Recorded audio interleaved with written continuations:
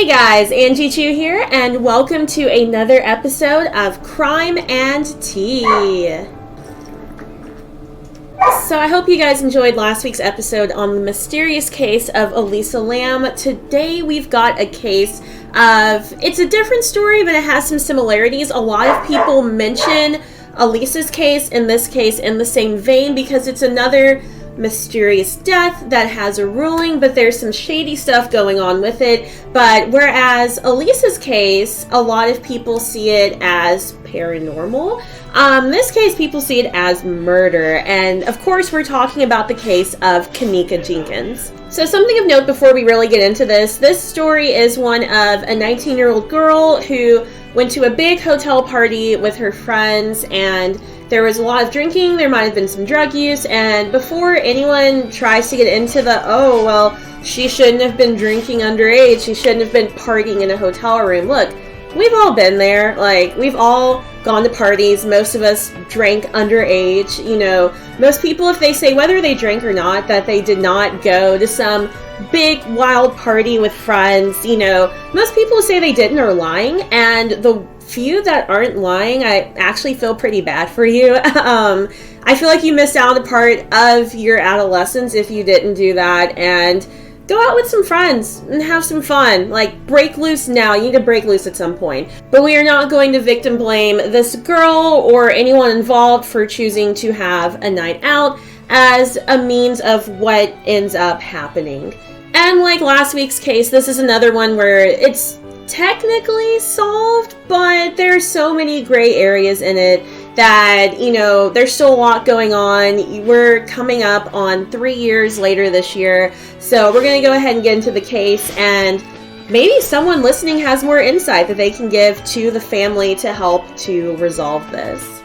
So Kenneka Jenkins, she was born on May 27th, 1998 to Teresa Martin, and she grew up in the Chicago, Illinois area. Now, Kenneka, by all accounts, was, you know, a great girl, a smart student. She was about to graduate from high school when, you know, all of this was going on, and she had a lot of really great friends. So this issue starts on Friday, September 8th, 2017, and a lot of Kenneka's friends were throwing a party at the Crown Plaza Hotel in Rosemont, Illinois, which Rosemont is like a suburb of Chicago. And the fun thing is, if you guys follow me on social media, yes, I have stayed at this hotel numerous times before and after this case broke. I actually found out about it because one of the other cosplayers I normally room with in Rosemont saw the story and was like, oh my god, this is our hotel. And it has been pretty freaky to stay at that hotel since, knowing what happened, you know, in this place. But regardless, there's a big party going on that night, and Kenneka wanted to go, so like most adolescents who want to sneak away for a night of fun, she tells her mother she's going to stay the night with some friends. Her mom says yes. She grabs her stuff and she heads to the hotel party. So this party took place in room 926. I always like to say where things were in case you guys ever visit and get assigned to room 926. This is where some stuff went down.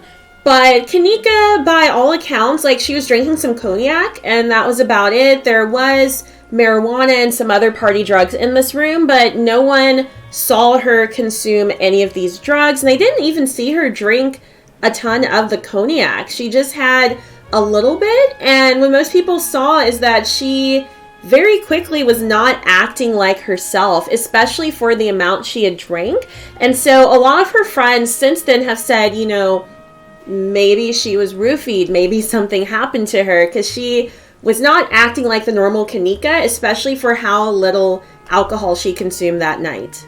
And some of the accounts were that, you know, she would go to hug people and she'd be swaying, or she would just randomly get up and start dancing out of nowhere, or sometimes she'd go and literally sit in a corner and just look really sad and then get back up. You know, all things that are really weird, especially for someone who's normally just bubbly and happy. Everyone's just kind of like, what's going on with her? But they're all partying, they're all drinking, they're all young. Like, there wasn't much done. It's just people noticed Kenneka's acting weird. So things start getting freaky when, all of a sudden a lot of the friends notice Kenneka's not in the room any longer, and they're, wondering where their friend went to. So her friends get out, they kind of walk around the hotel, look through some floors, check the stairwells, check around the outside of the hotel. They're unable to see her. They're trying to call her, and the call's not going through. And a lot of her friends at this point start messaging other friends from the outside and letting them know, hey, this is what's going down at the party right now. We've lost Kenneka. Have you heard from her? Whether it's on text or social media, can you call her? And, police records show a lot of these other people that were contacted were pretty, annoyed by it. Are you kidding us? You lost her. Go find her. Oh my God, she's going to be in trouble. You're going to be in trouble. Why did you let her go along? Stranger danger, things like that. So after a while, the friends cannot find her and start to panic. They wind up eventually going to the front desk of the hotel, and they say, look, our friend's missing. Is there a way you can help us search for her? Is there some way you can put a call out on a PA or something to find her? And staff, of course, is no, we don't have a way to put out a call on a PA. And, these people have obviously been drinking. They've admitted their friend has been drinking and, was visibly acting weird. And they're just not really wanting to deal with this. They're like, this is just some kids partying. One is probably in a different room for the moment. We're not going to make this a big deal. Go look for her. Hopefully she turns up. Let us know if she doesn't. And the response to this has been varied because I can see both points of view. When you're, especially someone who works in a hotel like Rosemont, where you're seeing all kinds of people for conferences and conventions and parties come through constantly, and they're drinking and doing drugs and all this stuff. You see this all the time where there's tons of drunk people go missing, but they're always found very shortly thereafter, whether it's that same night or whether, they wake up in someone else's room the next day. It's never really a big deal. And anytime I've been at that hotel, even in the middle of the night, there are always people in the lobby. There's always people asking questions at the desk. So even though the response to our 19-year-old friend is missing was very nonchalant, pretty inappropriate, I can see why the desk brushed this off and did not see this as a big deal. They were just like, go. And, a lot of people, will of course bring in race. Kenneka was black, her friends were black, and they say, maybe if this had been a little white girl that was missing, they would have had a better response initially, and maybe, but I still think no. From knowing what I know of this hotel and knowing what the staff sees all the time, even from living in Louisville, Kentucky, and what friends who work in hotels here see, I can totally see, regardless of race or gender or anything, people saying this is not a big deal, stop drinking underage and get back to your room. So the friends search for another hour, and then they're like, we have got to do something. This is not right. This is not like her. So they contact her mom, Teresa, at 5:30 in the morning, and they admit, hey, she kind of lied, we kind of lied. There was this party at the Crown, and she had a little bit to drink, and we can't find her. So, of course, her mom, she's mad for a second, but then she's worried her daughter's missing, and she hurries up and gets dressed, gets in the car, and heads to the Crown. So Kenneka's mom goes to the front desk as well, and she's like, you need to find my daughter. These people, again, are like, look, this is not a big deal. Basically, stop bothering us, she'll turn up, you're fine. So she starts from, top to bottom, because they were on the 9th floor, so they were up close to the top. She starts at the top floor, and she just starts knocking on every door to see if her daughter's inside, and she's making her way down until, people start calling the front desk, there's this random woman waking us up looking for her daughter, this is inappropriate. And so they finally get her, and they're like, ma'am, you have to stop. So hotel management finally gives in, and they're like, look, we can check the security footage. And they did, and they don't see her on it. And they're like, okay, this means she's not in the hallway, or, she's not in any public area. And they're like, we can check, past footage, but we need to have a missing persons report in order for us to do that. Until you file a missing persons report and she's actually a missing person, we're not going to go through all of our footage and scrabble through it for like 4 or 5 hours worth of footage for each camera and see where this girl is. So Kenneka's mom and her friends go to the Chicago police and they report her missing. And instead of this being an immediate thing, this is about 7 in the morning at this point, it takes until 1:15 p.m. for her to officially be noticed as a missing person. And a lot of people cite this incident more than the hotel staff because it took cops, like 6-7 hours to get this together and get her listed as a missing person. And this is valuable time wasted. Everyone knows the clock is ticking, especially for that first 48 hours when someone goes missing. And by this delay, by the time she's reported officially as a missing person, it's 11 hours total that she had been missing and 6 hours since her mom went to the police. And that is a lot of time wasted. Like, that is a fourth of that 48-hour window to find her and help her and rescue her. So a lot of people cite, this is a part of why what happened, unfortunately. But regardless, the report was listed and the hotel staff starts scrolling through it. And at first, they're mainly just checking entrances and exits. They're still going on this thing that, maybe she left on her own free will. Maybe she just didn't like what was going on in the room, and we'll get to that in a little bit. And she decided to go home. Maybe she got scared because she had lied to her mom and decided to go home. There could be any number of things that were going on with this. And they don't see her on any entrances or exits. So they have to start going through the other footage at that point. And around 10 p.m., so almost a full day after, she was first noticed as missing, they see her stumbling through hallway footage on a lot of the security films. And I'm not just talking about normal drunken stumbling, because, I've been there, most of us have been there, where you are white girl wasted, but, you're unsteady on your feet, but you can still walk. You might be kind of swaying, but you can still walk around. But looking at this footage, she is literally, like, bumping into walls. She's unable to move. She's stopping for her bearings. Like, even if she had this much to drink, this is bad for her to be walking around like this on her own. For, how'd she even get out of the room this drunk? I can see if she was just tipsy or slightly drunk for her to slip away, but as unsteady as she is, like, someone in that room should have noticed, hey, she's leaving, because she would have had a hard time getting up, going to the door, opening the door, and leaving without someone noticing she just left the room. And again, stranger danger, like, she should not have been able to do that. She was that drunk. A friend should have been watching her. Like, that's part of what friendship is about. And on top of that, from the amount they thought she had to drink, they already know she was acting strangely. Their first thought should have been roofies. Like, was she roofied, to cause this kind of reaction, to cause this weird behavior that's not even drunken behavior, it's just weird behavior. And so at this point, again, this is 10 p.m., they're like, okay, so she was seen stumbling through. They start checking the cameras to basically follow her, and they're able to eventually place the camera in the kitchen. And she's in the kitchen, she's stumbling around, and it almost looks like she's talking to someone off camera. And this is one of the first things that happened, other than it being a hotel, that made people start linking the similarities between Kenneka's case and Elisa Lam's case. Because if you remember, on Elisa's elevator footage video, it looks like she is hopping out and talking to someone unseen. So Kenneka looks like she's trying to communicate with someone off camera, and then she stumbles across the kitchen and around the side of the kitchen to where the fridge is. And unfortunately, there are no security cameras here.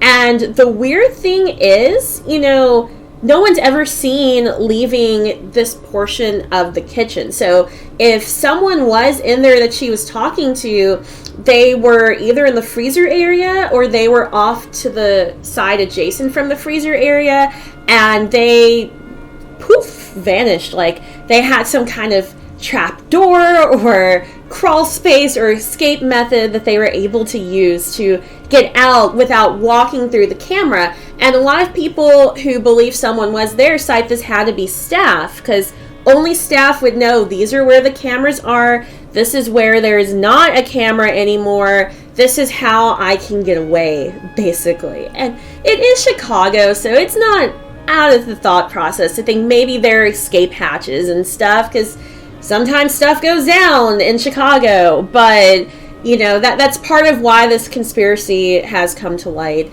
So they track the footage, they see her go in the fridge, and the staff and the police hurry up there, and they're like, we never see her come out from this area, from this footage that was taking place at around 2:30 the previous morning. Let's go find her.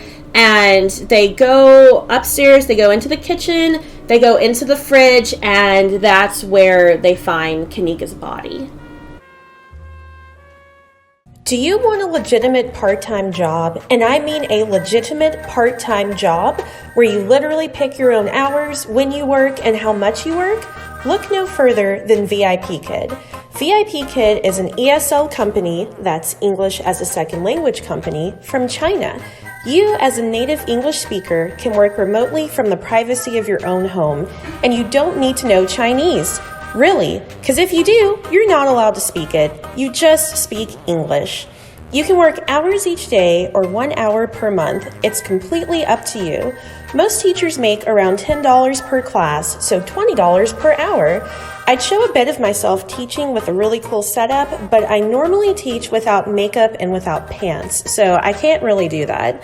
But to get started, go to bit.ly/VIPKidChew. Again, that's bit.ly.com/VIPKidChew. No pants. Murder, romance, hippies, and kidnappings.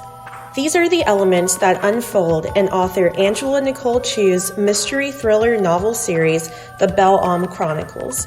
Featuring the eccentric Washington family, this series follows husband and wife tag team the Thalian and Blythe Washington, the Thalian's brother Edwin, and their slew of family members in a paranormal whodunit. In a book series where no one is a true good guy, the Washingtons have many of their own secrets to hide, and these secrets continue to grow and grow as the family comes closer and closer to exposure. Check out the Belle-Homme Chronicles wherever books are sold. This series is advised for audiences 16 and older. Happy reading! So this is 12:48 a.m. Sunday morning on September 10th. This is, just under 22 hours after she went missing, and there wasn't really any sign of trauma. So Kenneka was found laying face down, but on her side. She had kind of her hands scrunched up. Unfortunately, and luckily they're not graphic, unfortunately when you Google her name, because the family made them public, her pictures of when her body was found comes up almost immediately on Google Image. So even just typing in her name, you don't see a picture of her first, you see a picture of her body first. So that is a warning if anyone wants to look up this case. But it's her, it's on her side. She's got her hands in front of her face.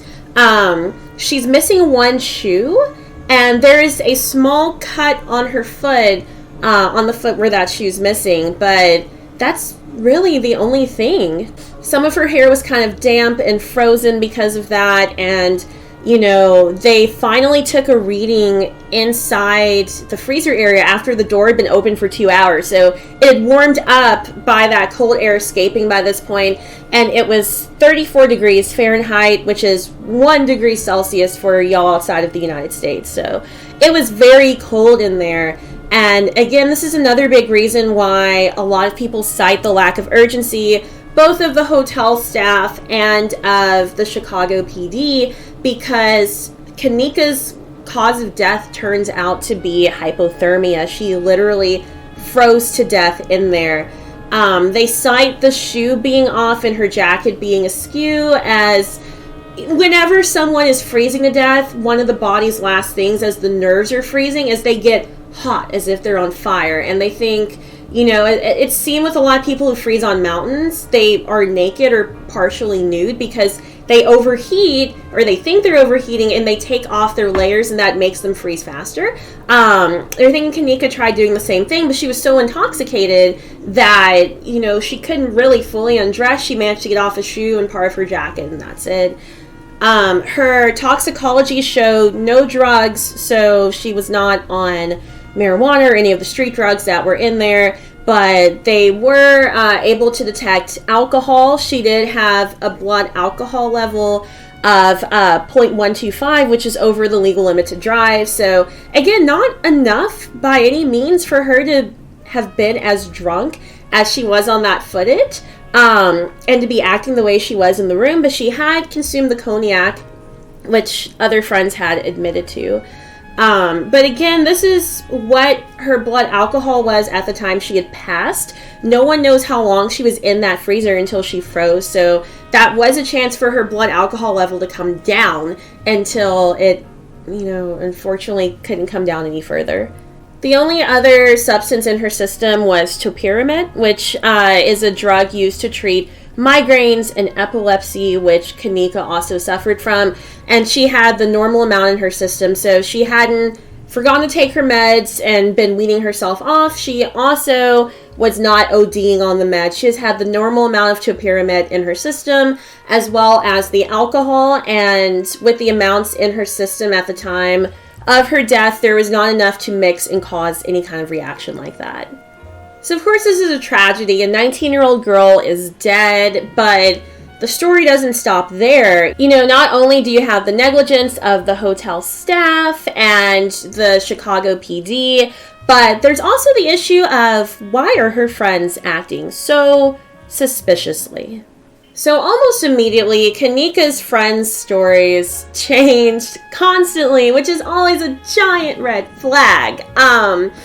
You know, not only were they throwing a big party with a lot of drugs and alcohol, but they can't even keep their story straight.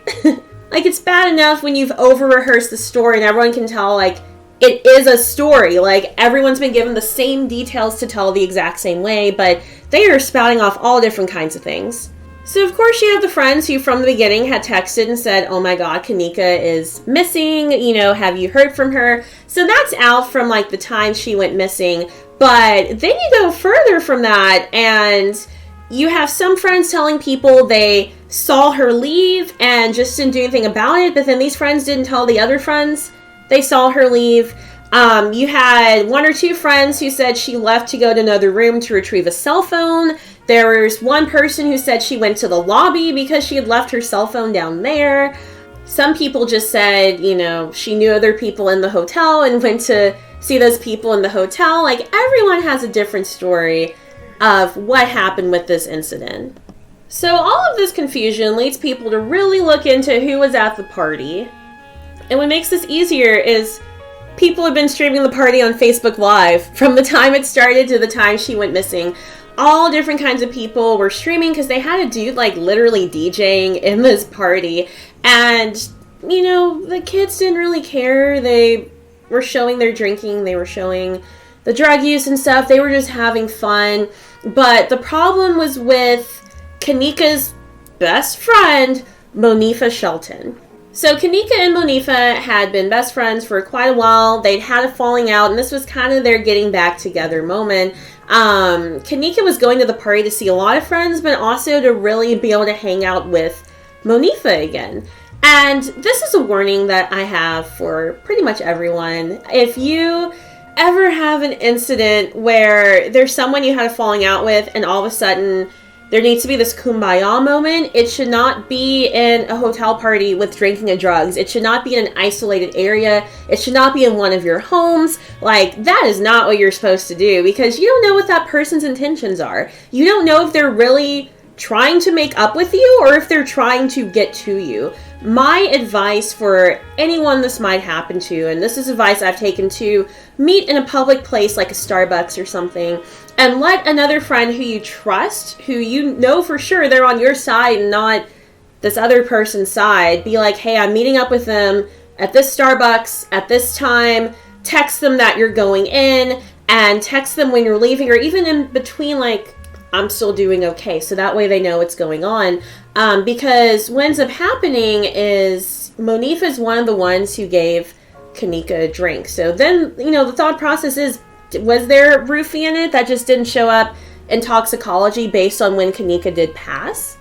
But another big thing is, in some of these videos, you can hear a woman crying, and a lot of people say it sounds like Kenneka's voice. That is the voice that's crying. Also, in one of the videos that Monifa posted, there's another woman in the video who's standing slightly behind, and she's wearing sunglasses. And you can pretty much, it's not officially confirmed, so I want to say allegedly, but it's pretty much, you can tell it's Kenneka in the reflection. So she's definitely in the room at the time this is going on.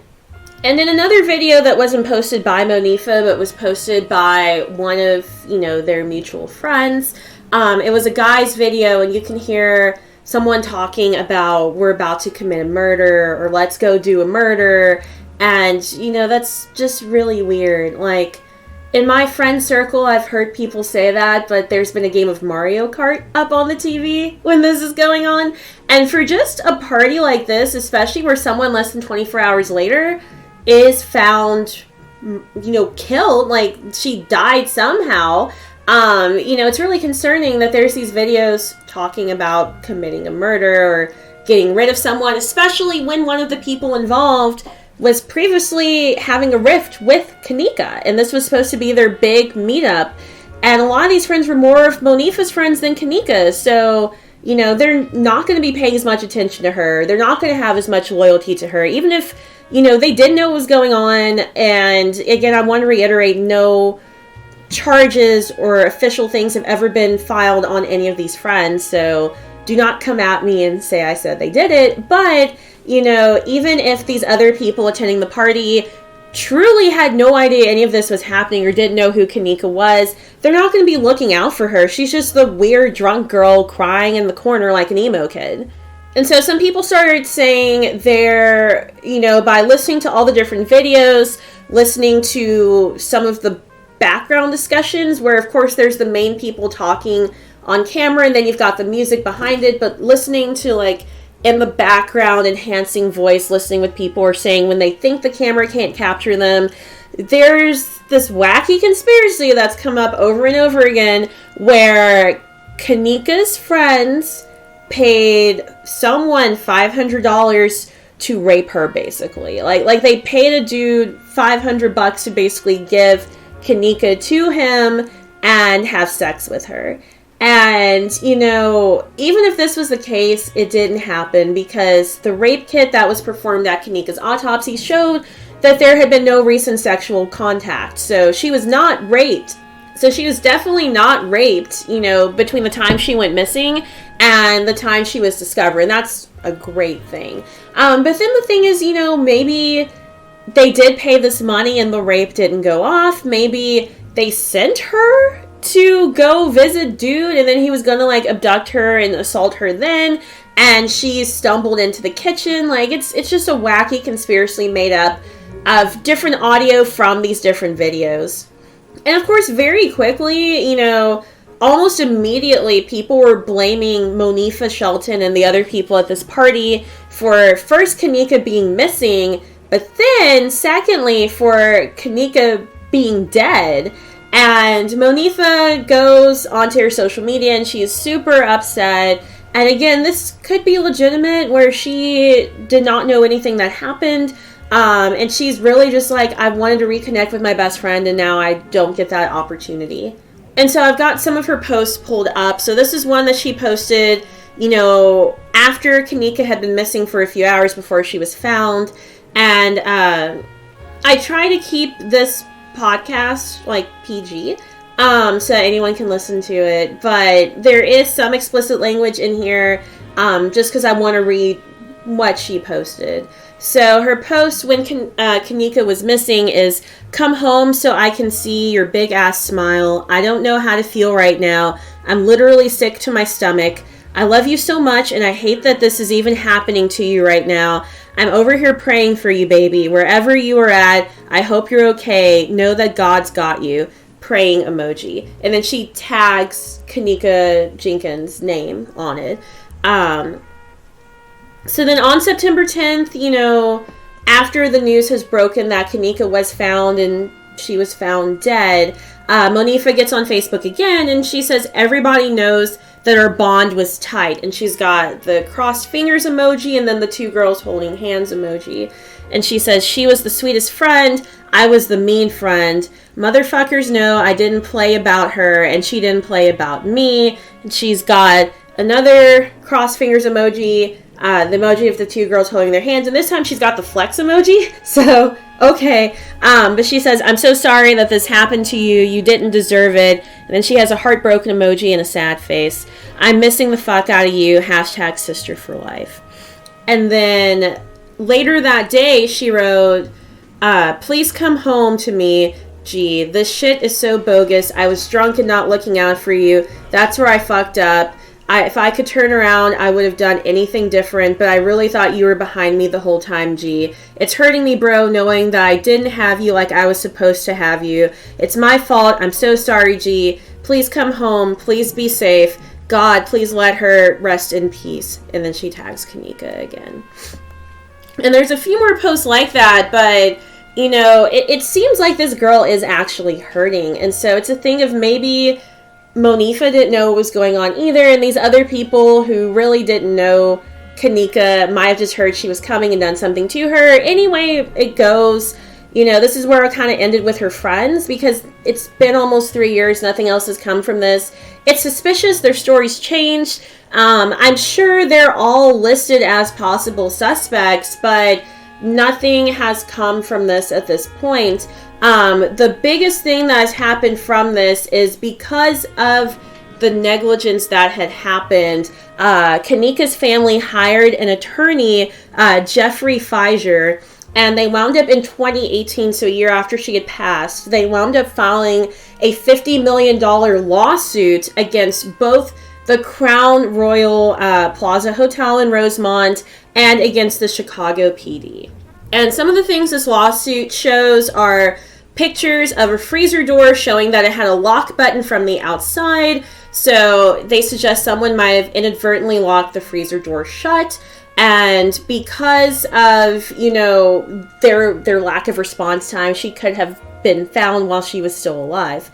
The hotel immediately contradicted this with the security camera that showed, again, you know, no one went in there. You know, from the time Kenneka stumbled in, no one was seen. So unless there was that kind of hidden trap, that is not a possibility.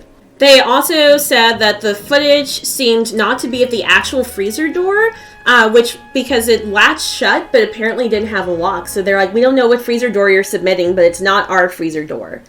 So their door has a white circular handle on the inside, which would enable a person to escape on their own.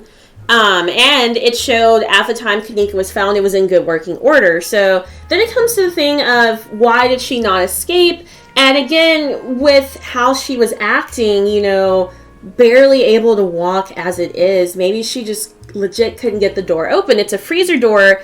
It's heavy. You know, she, for all intents and purposes, might have tried to escape, not been able to escape, even though that door was not locked. And so again, we come down to the lack of response time on the hotel staff and the Chicago PD, because if they had pulled this footage earlier in the morning, or even once they started pulling footage, stopped just kind of pussyfooting around, looking at the entrances and exits, and looked at all the different places, they would have seen this a lot sooner, and there's a chance she might have been found alive. And Jeffrey Fisher, the attorney, also asserts that the hotel had the means to lock off the kitchen area with a pair of plywood doors and a padlock. But again, the hotel is like, no, you know, we didn't do this, and the security footage shows that we did not do this. Another part of the lawsuit is for, you know, emotional pain and torture, because of course the action of freezing to death, you know, being trapped in there and freezing to death, especially with your nerves heating up, you know, feeling like you're burning to death on top of that, you know, that was a lot of emotional distress. Whether she was drunk or high or whatever, you know, she felt that in her last hours of life. And so a spokesman for the hotel came out and, made a statement because of all this going on. And he says the death of Kenneka Jenkins was a tragedy, but the proximate cause of her death were the unsavory individuals who had used a stolen credit card to book a room and host an illegal party which Miss Jenkins attended. Those criminals escaped the hotel before police arrived and have never truly been held accountable. Because of their actions, Miss Jenkins died of hypothermia. So the spokesperson is throwing it back on the Shady Friends as the ones who caused her death. And unfortunately, just like with last week's episode, that's where this ends. There's been no further resolution because, just like in the last case, there is, currently an official cause of death on record. She died of hypothermia. That is done. We know why she died. The curiosity is, why was she in there? Why did she not escape? Was someone else involved? Did someone roofie her? There's so many of these other questions. Why are her friends' stories changing? Was there these weird rape, conspiracies to make $500 going on? There are so many things that are left unsaid, and nothing has really happened with this. The lawsuit is still open. It's unresolved. The hotel staff is saying we did what we should. It's not our fault. The friends are saying we didn't kill her. The LAPD is saying we worked as quickly as we could, and a lot of it was on the hotel staff to take care of. It's not our fault. So it's basically a lot of finger pointing, and the biggest loser in all of this is Teresa Martin, who is Kenneka's mother, because she's lost her baby girl. There's no real answers. There's way too many questions, and it seems like every year there's another question and another question, another question keep going on. And unfortunately, this story has kind of halted. There's not a lot of talk still going on with this. With the case of Elisa Lam last week, and with the case of some of the other true crime stories that we're going to cover in this podcast, we don't hear about Kenneka Jenkins nearly as much as we used to. It went nationwide coverage for a bit, and then it's kind of fallen off the radar, and that's unfortunate because when is something else going to happen? When are we going to get more answers? So I do implore anyone watching this, or if you're not watching but just listening to this, if you know anything about this case, definitely contact the Chicago PD. Let them know what you know. Anything you know at this point could help to resolve this case and bring closure to Teresa Martin and any other family members and friends of Kenneka Jenkins. And also just to let people know what was going on, to give people a resolution to this, to give people other means to help if they can. Your one tip could spiral into, wait, I know something too, let me speak up too. But of course, thank you guys so much for watching/listening to this. Again, we'll be back next Thursday with another episode. So if you are watching this on YouTube, which is where I recommend watching it because you do get footage from security footage and all kinds of stuff, be sure to hit that subscribe button, leave a like and a comment about this episode. It really helps me out. But also, you don't have to watch, you can listen. So other than using YouTube Red, you can do iTunes, you can do Google Play, we're on iHeart, we're on TuneIn, we're on Spotify, we're on Buzzsprout, we're on a lot of different things already, and it's episode 2, so I'm so happy about that. And of course, to leave some support, go to patreon.com/theangiechew. That helps me to produce these episodes, up the quality. I'm sure you guys can notice the camera quality is already up from last week. Next episode, this will be a little prettier as well. But again, thank you guys so much. Be sure to subscribe, leave a review, and I'll see you guys soon.